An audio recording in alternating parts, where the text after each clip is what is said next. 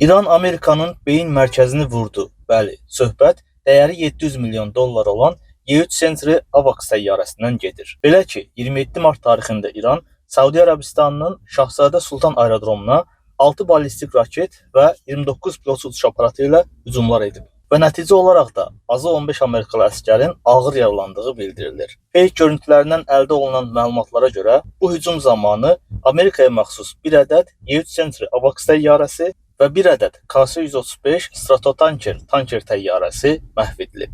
Və bu təyyarələrdən, yəni KC-135 təyyarələrindən azı 3-ünün ağır şəkildə zədələndiyi bildirilir. Y3 Century AVAX təyyarəsi NATO'nun gözü olaraq bilinir və qiyməti 700 milyon dollar olmaqla Amerikanın ən bahalı layihələrindən biri hesab edilir. AVAX təyyarələri yüksək hündürlükdə uçaraq yüzlərlə kilometr məsafədə yüzlərlə hədəf haqqında məlumatları toplayır və bu məlumatları dost və müttəfiq döyüş təyyarələri ilə, idarəetmə mərkəzləri ilə paylaşır. Bu təyyarələr erkən xəbərdarlıq sistemləri olmaqla yanaşı, həm də komanda idarəetmə məntəqələri kimi fəaliyyət göstərir.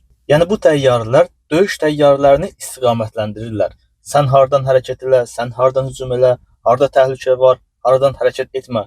Bu kimi təlimatlarla döyüş təyyarələrini doğru şəkildə yönləndirirlər. Günümüz müharibələrini AVAX təyyarəsi olmadan təsəvvür etmək mümkün deyil.